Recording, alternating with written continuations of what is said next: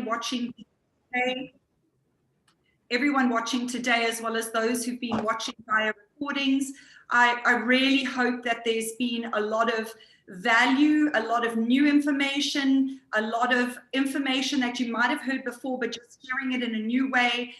Really, the goal here was to give you something that held a lot of value for not only what you do in your work and coaching environment and athletes in their competing environment, but also just to take into personal aspects of your life as well.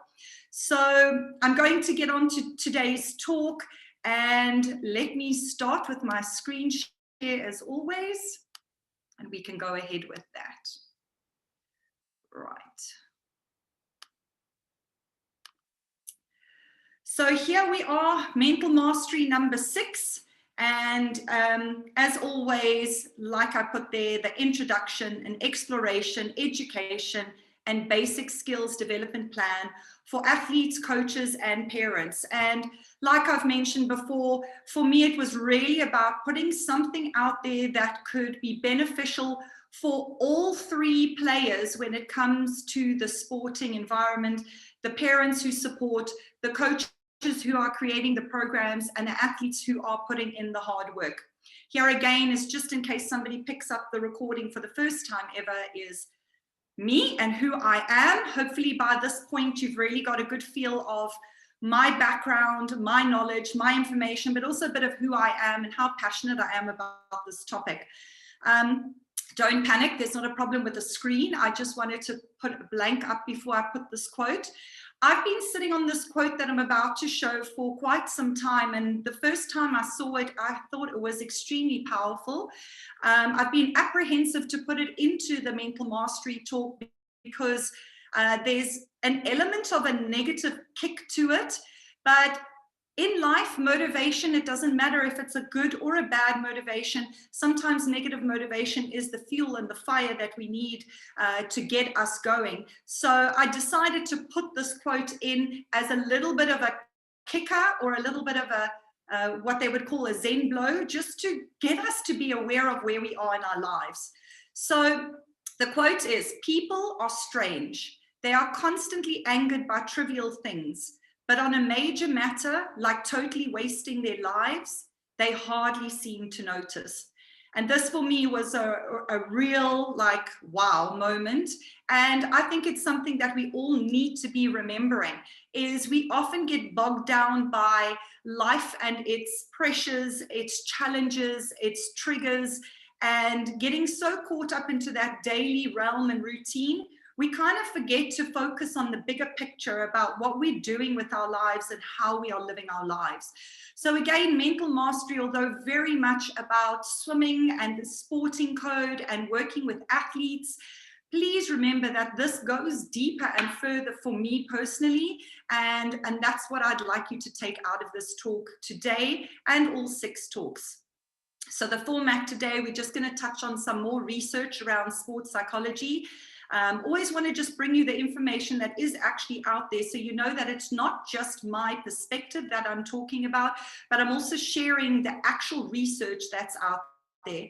We're also going to touch on the coach, parent, and athlete roles when it comes to mental mastery, then move on to children and sport, you know, the future considerations and the benefits of what this program can be, and then lastly, looking at the program synergy and then how we all bring it together. So looking at the positive research, here's an article. It is the effects of psychological skills training program on swimming performance and positive psychology development. And what this research article goes on to do is it not only shows the benefits of the psychological skills training, which is often called a PST program, but it also goes to show the positive development of psychological skills outside of the sporting code. So in this specific research, they used 36 national level adolescent swimmers, all swimmers in their teenage years, and the findings demonstrated a significant post-psychological skills training program improvement. So really strong support in favor of implementing a skills training program. in particular with teenagers. And for me, I feel like that's where my passion really lies. It doesn't mean that we're excluding the ones that are younger or older, but I think the mind is in such a place to be developed in those adolescent years that that's where I'm going to be putting my focus as I move forward in this topic and domain. Another article, the application and effectiveness of psychological skills training program on age group swimmers. They implemented a 9-week intervention program focusing specifically on competitive anxiety and performance in young age group swimmers. And again, there was a significant positive effect on anxiety levels and performance. It also found that there's loads of support for the use of psychological skills training amongst young age group swimmers. So I know a lot of the information that I put out over the last 5 talks, I reference a lot of high elite Olympic swimmers like Missy Franklin and Michael Phelps. I didn't do that with the goal being the Olympic athlete, because not everyone is going to be an Olympic athlete and not everyone wants to be an Olympic athlete. But the reason I use these very big names is to show you, one, what it takes in order to advance is full commitment and dedication, not only in physical training, but on the mental skills side, and also using somebody that's such a role model like Michael Phelps often can inspire young athletes. So athletes who might be sitting watching this recording or this live meeting, and coaches as well, please know that I feel that my program is diverse enough to be working with young age group swimmers, adolescent swimmers, early in their 20s, national and international level type swimmers. There is no exclusion as to where you can develop the mental skills. So here is some research that I went and did specifically around young South African athletes, because again, the examples I used were international athletes, usually from an American-based background. And one of the reasons is because Europe, America, and Australia tend to buy into psychological skills training program. And so there's a lot of research and a lot of years of proven results, where in South Africa, we don't find that. So here is an article from the University of Zululand, and they worked in conjunction with the Research Foundation of South Africa, where they identified that 67.5% of South African athletes regarded mental skills as vital indicators of performance. So 2/3 of the athletes out there really understand that mental skills are vital for optimal performance. But only 2.8% of those individuals sought advice from a sports psychologist or a sports psychology counselor. They were either just winging it or hoping that their coaches might actually be able to share information. 1/3 of those, again, 29.6% of those individuals considered that they were mentally prepared for competitive situations. So we've got 2/3 of all athletes in South Africa, young athletes, who regard mental skills training as vital for performance. Yet 2%, nearly 3%, will actually go out and seek advice and assistance. And 1/3 of those athletes will say that they feel mentally prepared, which means 2/3 of the athletes out there consider themselves not mentally prepared for competitive situations. So this is why, again, the mental mastery program was such an important thing for me to put out there, and put out in a very inclusive way to coaches and athletes and parents. You know, so this research, really, the results suggest a significant need for sports psychological services, as they serve a vital function for the enhancement of performance in sport. And hopefully through the 5 talks that I've given you, you would have seen where the mind works, how the mind works, how it connects to the body, and then how it can drive clear direction into optimal performance. And again, not only in competition, but also in training. So a lot of the research in South Africa really shows that there is a big hole when it comes to sports psychology. Here's some more research that was done, and both of these articles were done 1999 and early 2000, 2001. And you might think, well, this is 2 decades old. How can this information be relevant? But it is still so relevant. When I was at varsity, I triple majored in biokinetics, human movement sciences, psychology, and sports psych. And when it was time for me to specialize, I left biokinetics and human movement sciences. My lecturers were furious because I was top of the class and really showed a lot of promise in that field. But I, being the person I am, felt like at the early 2000s in South Africa, sports psychology was not a big thing and was not being considered. And I hope that through my education and through my passion in sport and the connection of the mind body, that I could jump on ahead of the curve to start being able to put out this information and training coaches and athletes in these mental skills. But here I am sitting 2 decades later, introducing this type of a program where we've got coaches and athletes and parents on board.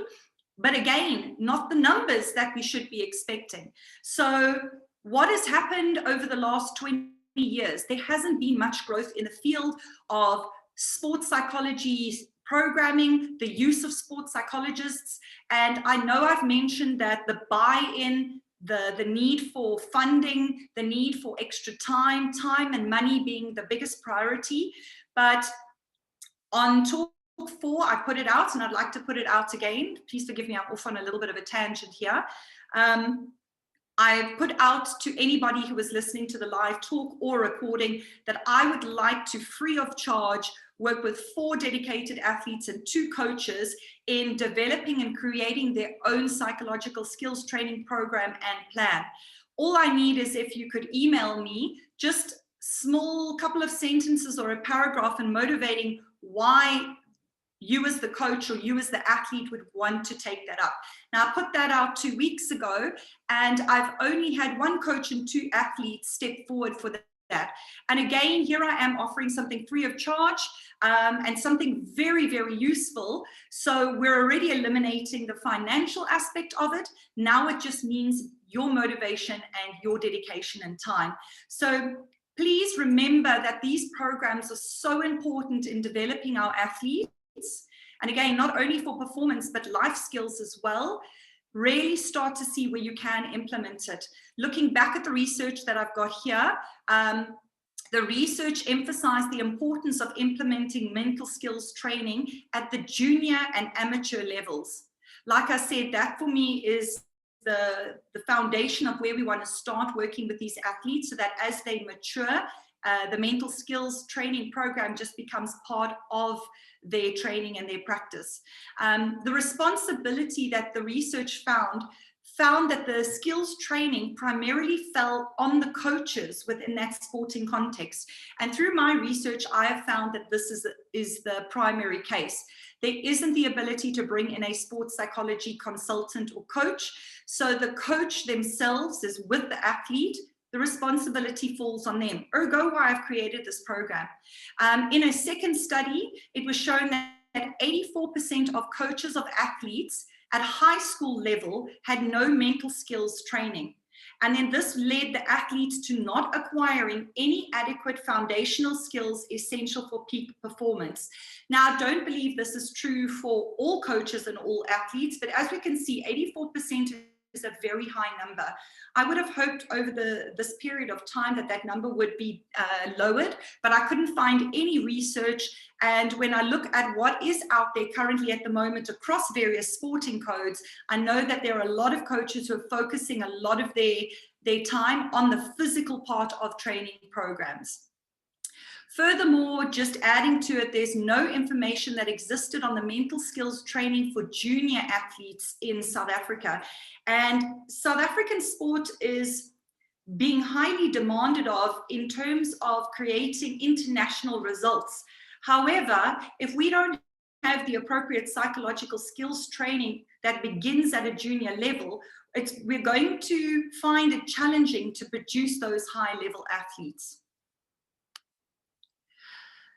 So these and other studies illustrate the importance of mental training interventions in optimizing health and well-being, strength, competencies, and skills in a South African sporting setting. With the obvious lack of mental skills training amongst young South African athletes, special attention needs to be focused not only on the athletes, but also involve the promotion of mental skills training programs with coaches and other stakeholders. And these are the parents. We need to get the buy-in from the coach who's working directly with the athlete, from the athlete who's directly putting in the work, and then of course the parents who are there to support the growth and development of their child and their athlete.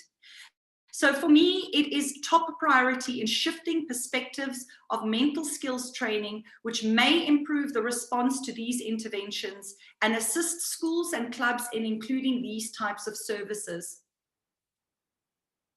And this is why I created the Mental Mastery Program, because if we can get it out to more coaches, more athletes, and more parents, and we can get buy-in from schools and clubs within one role of a generation, we will directly be able to bring about a very positive and useful change when it comes to mental training in sport.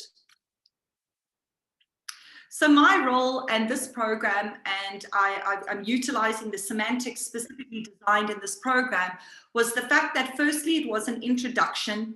I wanted to create awareness around the different topics and why mental mastery and mental skills training programs are so important. I then wanted to explore and start a dialogue with my words and my information that hopefully would stir up thoughts and conversations with parents, coaches, and athletes alike. It was then about an education and adding depth and understanding to the knowledge base, because a lot of the talks that are given out there at this point in time and over the last 10 years when it came to sports psychology, and I've sat on a lot of them just to see what's out there, there was no depth, there was no clear understanding, and there was no bringing of background information in order to set a foundation to understand the different skills and techniques. And then of course for me, and if you've ever attended any of my talks, you will know that I'm not here just about the theory, that it was clearly about giving you the basic skill development and a plan to provide usable and useful tools and techniques. For me, it is very much about teach the man to fish. I don't want to give you a plate full of fish that you gobble up and, you know, Monday you return back to work and it's all gone. So you can walk away from this program without calling on a sports psychologist or sports psychology counselor or consultant, and you can already start implementing these tools and techniques that I've shared. For me, this program was very much about bringing about a positive and tangible change for the athletes, for the coaches, for the parents, for the whole of the swimming and aquatics community, and more than that, for the whole community, sporting community of South Africa. So coaches, parents, athletes, what is your role in all of this? Well, it's up to you to translate this information into a plan. And it needs to be a believable plan that either coach, parent, or athlete are buying into. If there's one of the tools or techniques or topics that you don't feel is appropriate, or you don't buy into, you don't think is useful, leave it out. Absolutely leave it out. But please translate this information into a plan. Then the role needs to be that coach, parent, and athlete make time and space for implementation.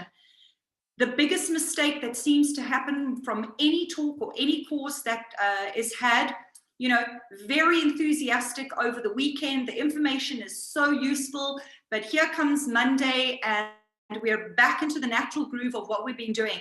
So really, I challenge you now to carve out specific times in your diary where you can sit and start to create the plan, and then start to make time and space for the implementation of the plan. If you don't create that space and time, then you're going to have a plan that's going to take you nowhere. Furthermore, there's the need by the coach, the parent, and the athlete to create urgency and importance around the psychological skills training program. And the reason I say urgency is there is a thing with human nature that if something is important but not urgent, we don't seem to attend to it. So knowing how my program works, knowing how everything is an acquired skill that is going to take a little bit of time and effort and energy to implement, please create a sense of urgency, a sense of needing to start now. And start with those young athletes, start with the older athletes who haven't had anything, but create that sense of urgency and importance. And then above all, these 3 points are absolutely useless unless you take action. Action is the key in order to ignite the whole entire usefulness of the plan. And if this is the case, then parents and coaches, you're providing the gift of the best opportunity for your athlete. And athletes as well, coaches, parents, there's the ability now, when you start creating these little changes within your programs, within your realities, that we can totally change the nature, scope, landscape of sports psychology, and then of course sports performance in South Africa. So don't think that these topics are, and the research I've spoken about earlier, like how can we even make a change? You know, we can't make a difference because we're only one coach, one parent, one athlete. Well, one coach who's working with a number of athletes that have support from a number of parents is going to start to see the benefits of the psychological skills training through optimal performance. And this is then going to lead into a snowball effect of motivating more and more athletes. I would absolutely love it if the aquatics community really could jump into this for the next 3 to 5 years, so that potentially we could really start to see changes in athletes, their performance, their purpose, their joy, their happiness, their fulfillment in life, because that's going to have a knock-on effect into all sport within South Africa. So I love this little quote because I think this is exactly how we are as humans. You know, that first one, who wants to change? And then all the hands go up because everyone wants change. But when you ask who wants to change, boom, everybody's gone. Nobody wants to be putting in the time or the effort or the energy. And that's what we've got to know is got to be different with us and this program. Don't keep calm or carry on. Take action. Be the change you wish to see. We are wanting to see changes in the way athletes perform, the way coaches are, the way that parents support their athletes. We want to see changes within the sporting community and the South African context.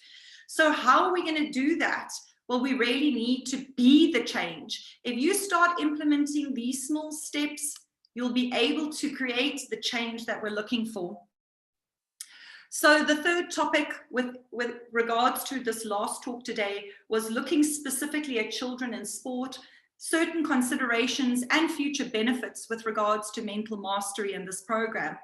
And please, for athletes who are sitting on this talk who might be, 14, 16, 18 years old, although we consider you still as a child until you turn 18 or 21, we don't mean it in a derogatory way, but I put it out this way so that parents and coaches can fully understand that we are still working with young minds. We are working with children.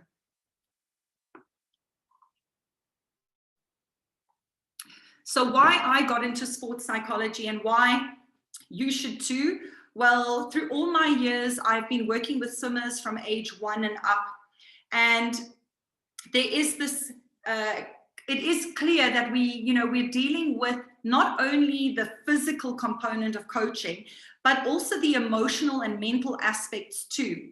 If you find that you're a coach who is purely focused on the physical elements and only considering a little bit of the mental side, you might want to go ahead and look online with Swim Coach.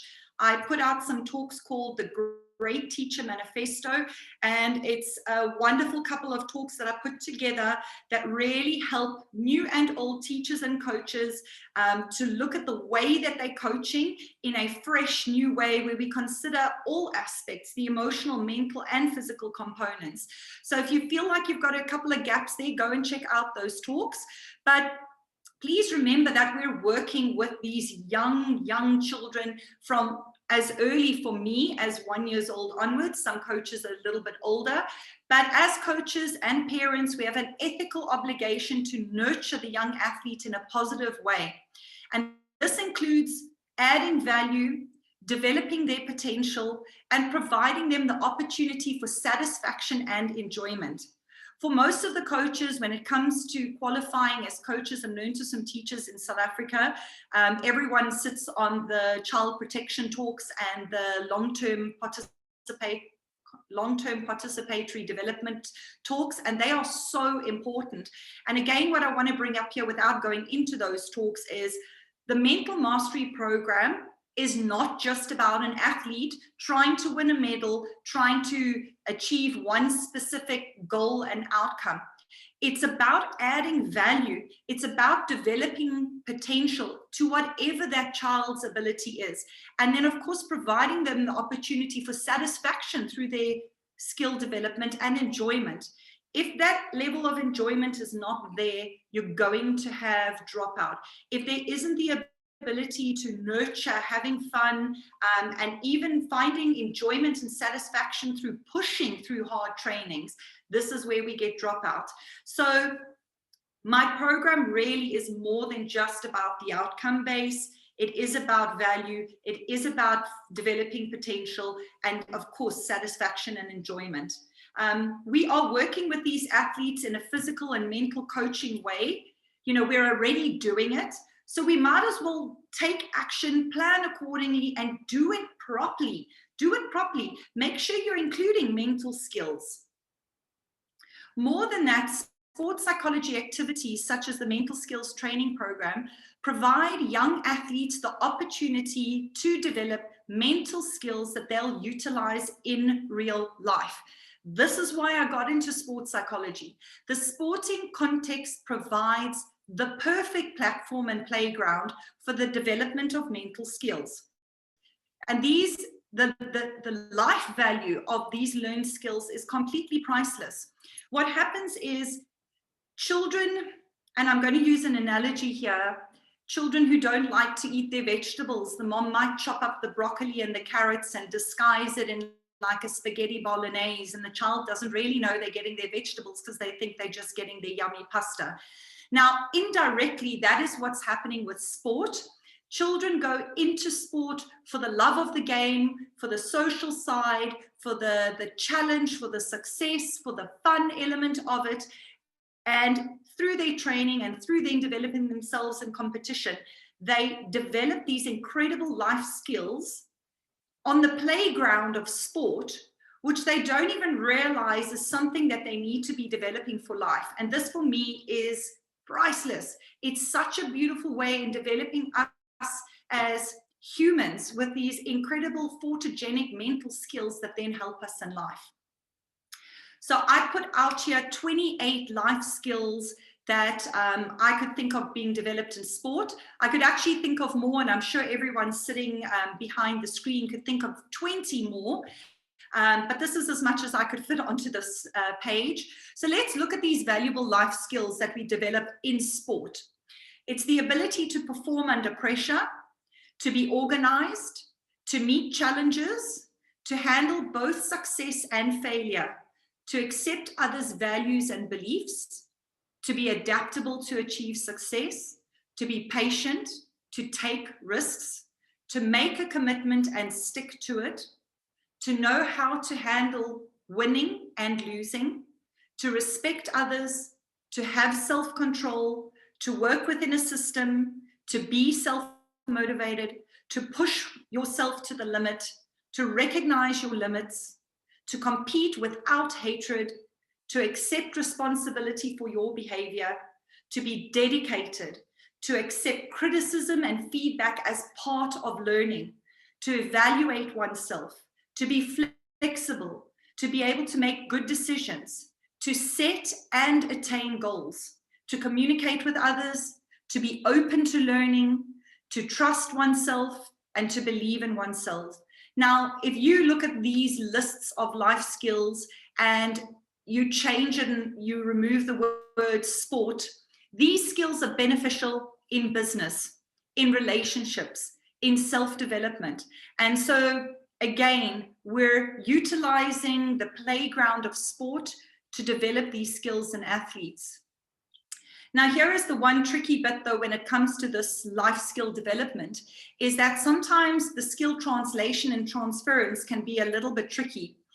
Despite having all these life skills, which have been developed in the athlete, often the athlete can be unaware that they have these skills, or they may not know that these skills are valuable in other life areas. They may not know how to transfer these skills to other life areas, or they may lack the confidence in the application of the skills.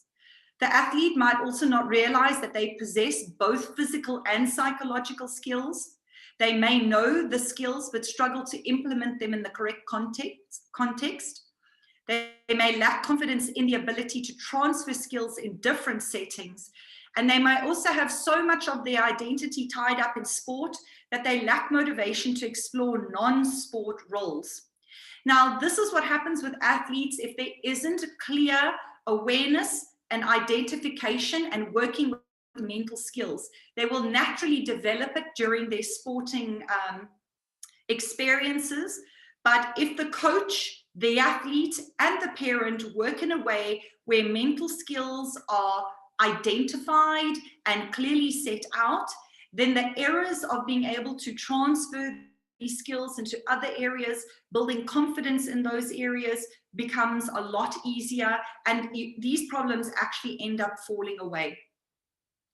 So we have to know that in order for the athlete to develop to their fullest potential, to find their joy, we need the supporting roles of not only the coach, but also the parent, and potentially in the background, the sports psychology consultant.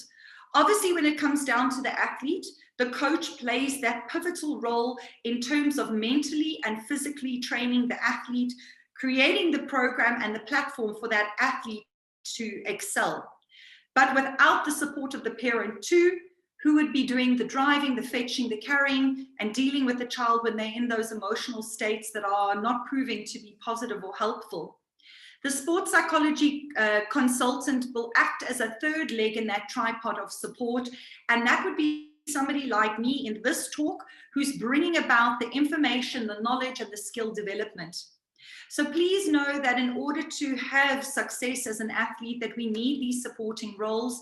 And as much as coaches and parents often know this, there isn't a time and space set out where there's clear communication around what the philosophy is, what are the steps they want to take, and what are the roles that each player or person is taking on.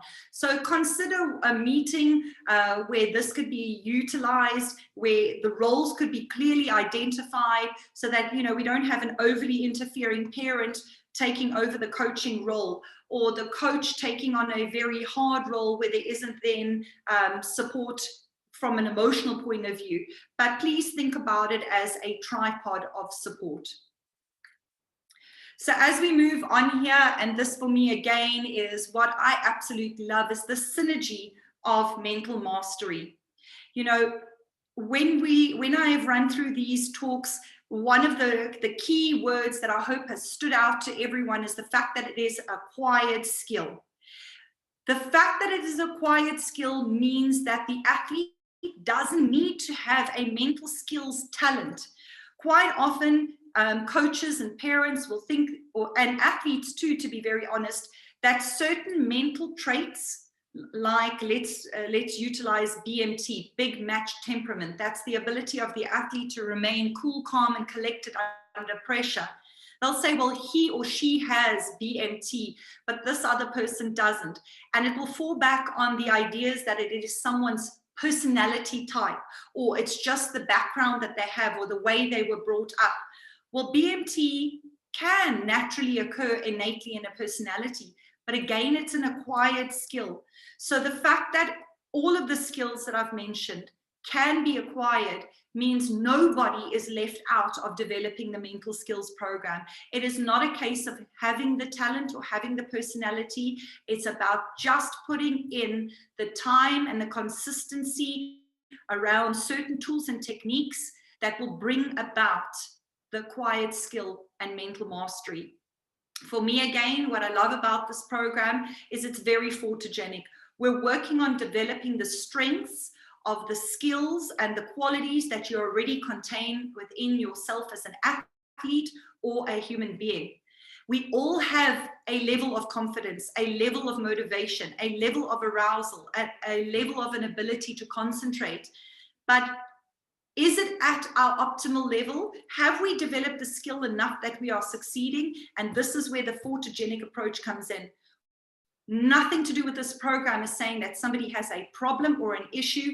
It's all about building and boosting the things that we are naturally already have as skills within ourselves so that they can enhance our performance and our way of living.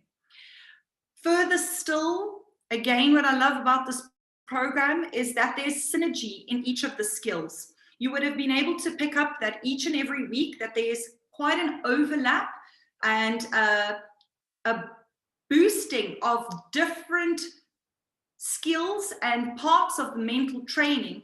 They do not exist in isolation. And as we build one, it has an automatic knock-on effect in building the other. And then again, for me, is the purpose and the reason I got into this is because not only does this program build us for sport, but we're developing these skills for life. And as this quote says, life is not about expecting, hoping, and wishing. It's about doing and being and becoming. So here, as you can see in this little pie chart, are the themes that we covered over the talks.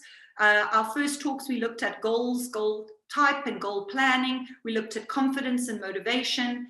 After that, we looked at arousal, activation, and optimal performance, self-talk and positive mindset. We also attended to attentional focus and concentration. And last week, we looked at the various techniques around relaxation and visualization. Now, remember what I mentioned about the synergy here? I'm going to give you an example. Say an athlete needs to work on their motivation. You're finding someone who's lacking in motivation. Well, how do we go about doing that? You can work specifically directly on motivation, but you often find that if you've got a really good goal structure and goal plan, that automatically makes them feel confident and motivated. The more they achieve those little stepping stones of the goals, the more the motivation goes up, the more the confidence up, and the greater the achievement. You'll also find that that athlete now who is increasing their motivation is automatically pushing themselves into a more positive mindset, which then also means that attentional focus and concentration is there because they are motivated and they're seeing the benefit. Here is another example of the synergy of how this program works. You might have an athlete who may be needing to work on the appropriate arousal activation, maybe somebody who finds themselves slightly overpsyched or anxious and the energy is too high. By automatically working on relaxation and visualization, the appropriate activation level can be found. Because the mind is more relaxed and calm, the ability to move into a positive self-talk and mindset becomes easier. With that appropriate level of activation and mindset, then the ability to focus and concentrate on the appropriate tasks becomes easier. Because of that, goals are then achieved, and through that goal achievement, confidence and motivation is bolstered. So you can see each and every one of these, by working on one, you touch the whole. And it's more than just, optimal performance in competition and training. When you have an athlete who is achieving goals, their confidence is going up, they're feeling motivated, they're carrying a positive mindset, they feel they have the ability to move into the appropriate activation or relaxation, they're using visualization to see their future selves achieving their goals, they're going to be an increase in enjoyment. And further than that is the feeling that their lives and their actions have meaning, have purpose, and are creating a path of feeling like there's more to this than just getting in the pool and swimming up and down for what purpose. This is how we get athletes to maintain themselves through a long career in aquatics. So it's more than just optimal performance. It is really about enjoyment, purpose, and meaning. So let's have a look at a summary of the tools and techniques of mental mastery. These are the 20 techniques that I brought up over the last 5 weeks. And There obviously are more techniques that can be found out there, but I didn't want to overwhelm everybody. I feel like 20 techniques and tools is more than enough. And in actual fact, you shouldn't look to be doing all of them.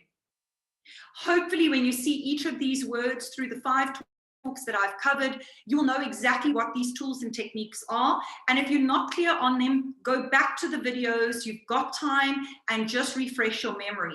Also, at worst case, we have that wonderful thing called the Google machine. Just get onto Google and start using these words and looking at the techniques. And remember that you could always contact me directly, and I am happy to help in all of this. But please know that this is your toolbox, and these are very useful, very practical techniques, and all of them don't cost money. There are things that you can do in even dead space and time. For instance, if you are wanting to work on breath work, and I have a lot of people say, oh, I just didn't have the time. I ask people, how many minutes a day are you in the car, perhaps traveling to work or to training or to school? And more often than not, there is a minimum of 10 minutes and even a maximum of half an hour or 45 minutes. Well, what about spending 5 minutes while you are in the car, while you are already breathing, working on your breath work and technique? Obviously, if you're the driver, you're not closing your eyes, but the athlete who could be being driven to training could do it with eyes closed. You could be working on progressive relaxation. You could be working on visualization. There could be the use of trigger words. Trigger words are those action words that we use to get the body to elevate a level, potentially like the word push during training. We're in the pool, we are training, so why not center that mind and practice and utilize the trigger words. Thought stopping, positive self-talk too, can be utilized during the day at any point in time, because you are with your mind and your mind is doing that chattering. So please know that all of these 20 techniques here do not take any money to do, and most of them can be included in the time that you are already living, practicing and actioning in life. So know that if you're coming up with the I don't have the time and money excuse, it might just be an excuse. And look, I do understand there are a lot of pressures in terms of time and effort and energy, but through the weeks that I have shown you these tools and techniques, you would have seen that the one that takes the longest is probably the progressive muscle relaxation and visualization, which is calling for just 15 minutes. Everything else could be whittled down just to a couple of minutes a day. So how do we go about implementing those tools and techniques? And like you know, I really like to deliver a very tangible way of doing it. So first and foremost, you need to identify what is the need. For the athlete, for the coach, what is the need? Is this an athlete who's struggling with competitive anxiety? Is this an athlete who's struggling with negative self-talk and coming to training lacking motivation? Or is this an athlete who's just wandering in the dark because there's no clear goal plan? Identify what the need is. Once you've done that, you can then decide which tools and techniques are going to aid in the acquiring of the appropriate skill or skills needed. Once you've looked at the 20 different tools and techniques and picked which ones would work for the need, you then choose which of the tools and techniques you find useful and enjoy. Don't pick things that you're not going to buy into and enjoy, because then there's a guaranteed way that you're going to drop off and not continue with this. Pick the ones you find useful. Pick the ones you enjoy.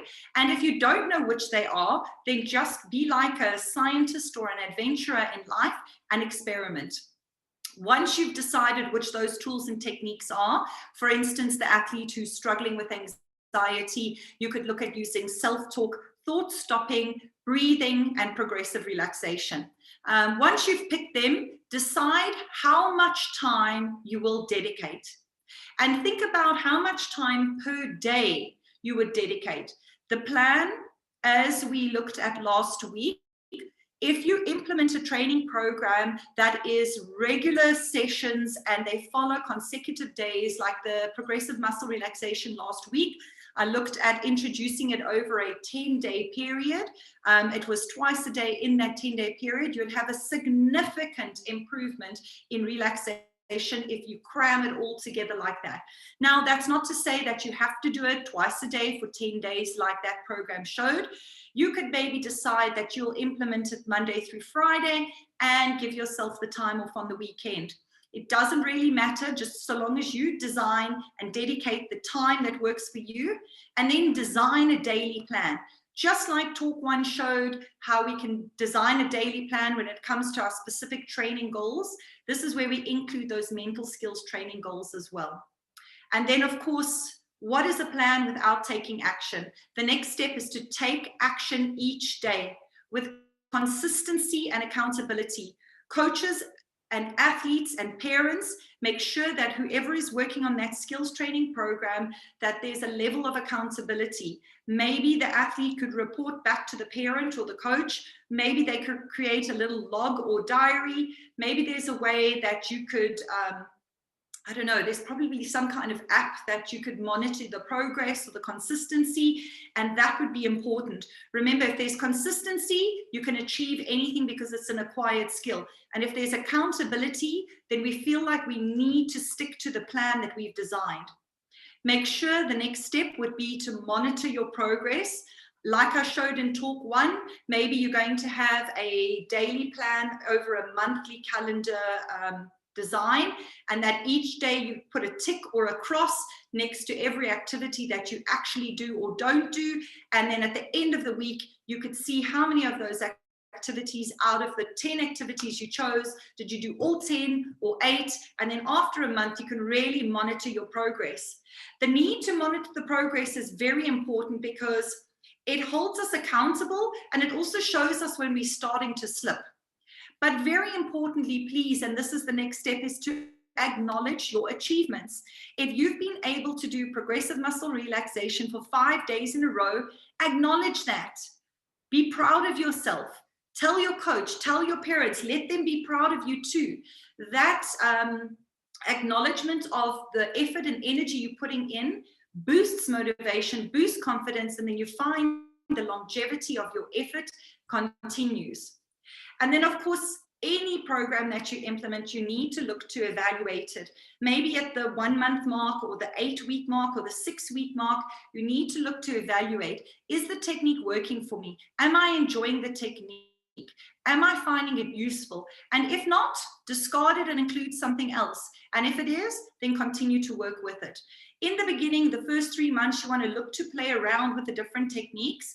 But once you're further down into the program, you want to stick with the things that are working for you. Right, so you may have heard of the 21-90 rule, and this basically states that it takes 21 days to build a habit and 90 days to build a lifestyle. And this is what we want to do with the mental mastery program and plan, is initially create something that you feel dedicated to for the first 21 days, and then do that. Hold yourself accountable to it and do it. If you find that the program is working and you can continue to implement it for 90 days, eventually the skills training that you include will become part of your training process. You will go to bed at night doing progressive relaxation. You'll be sitting in the car in the morning on the way to school practicing your breathing exercises. You'll be including your trigger words in training. You'll work on the appropriate goal plan with your coach, and you'll be ticking it off every day, every week, every month. You will notice the progress. You might include self-talk strategies that you work on, and after 3 months, you just notice how good you are at catching your negative thoughts, thought stopping, and then reverting back to your affirmation or positive self-talk. The key here and the fundamental level of creating success in this program is building it into your lifestyle. And because the mental skills training program has this huge knock-on effect outside of sport into our lives as human beings, as people in our career paths, as people in relationships with our friends and our family, this is something that we want to build into our lifestyle. So I always say this to every single one of my athletes and clients, is create a plan so easy it could not fail. The biggest mistake in starting a plan is where there's a lot of enthusiasm and gusto to get going. People create a very challenging plan. You see this with people with exercise and dieting programs. You know, they are so motivated to get fit and lose the weight or drop the fat or develop the lean muscle that they say they're going to train twice a day and they're going to eliminate all these food things. And for the first 5 days, there's massive enthusiasm. But because it's so challenging and so difficult, by the time the first weekend creeps in or after 2 weeks, the plan starts to fail, the athlete drops off, and then there's a sense of not being good enough and a failure, and that just demotivates one completely. So please create a plan that is so easy you could not fail. You want to make it so easy that there is no excuse for you not to be doing it. So remember the parts where I've said you could be practicing your breath work in the car, you're already breathing, you've got nowhere else to go. So implement those kind of strategies, because then you can hold yourself accountable. Because if it's easy and it doesn't take any extra time and it doesn't cost you money, there is no reason for you to not be implementing it. But start easy. If it's only one technique or tool that you're using for the first 21 days, absolutely no problem. You can every 3 weeks look to include it, and after 1 year, you will have a beautiful mental skills training program. So for me, very strongly, I feel we change our lives not in the big moments in life, but in the little moments that are taken each day. And if you're wanting to change your life, if you're wanting to create new mental skills training, then this is where we start. Focus on the step in front of you and not the whole staircase. If you're trying to look at a very advanced psychological skills training program, it's going to feel overwhelming and difficult, and we're not going to take that first step. So I've spent a lot of time over the last 5 talks speaking about the nature of the mind, the conscious mind versus the unconscious mind, the higher mind and the lower mind, the way we think in pictures. And I just wanted to give a summary of what really the nature of the mind is. And this is something for all of us as human beings, as people who function in the world. I mentioned so much about how our perspective and our perception of what is happening in reality dictates the way we experience life. So making sure that we're in charge of that mind, that we've trained it so that it becomes a useful tool to us and not throwing us around in life is so big. So here, because we think in pictures in the higher mind, here are the 3 pictures that summarize the nature of the mind. Here is a picture of a wild bull, and this farmer is trying to wrangle the bull. This is the nature of our mind initially. It is wild. It is a wild beast that we cannot get control over. But the more we practice our mental skills and the more we train them through consistency and dedication, then the mind starts to play ball. And as you can see, the bull now is walking, following the farmer. Last but not least, if we dedicate our time and really get the mind to become a useful tool, just like this farmer here is able to ride the bull becomes a tool for us to drive us and take us to any aspect of life, and it becomes easy. So please know that when you start out with any mental skills training, in the beginning, the skill is difficult, it is challenging, and you will feel like you are struggling to create the change. For example, if there's a lot of negative self-talk, it might be quite difficult in the beginning to first just identify and be aware of those negative thoughts. But eventually the awareness comes quicker and easier. Then you might struggle to move from a negative self-talk to a positive self-talk. But again, through consistent efforting and practice, you will start to see that then the ability to be aware of the negative thought, to stop the thought, and then to change the thought becomes easier and easier and easier. The development of skills mentally is like a snowball effect. You start with 1 or 2 little snowflakes collecting and it doesn't look like anything, but given enough time, give yourself the 90 days.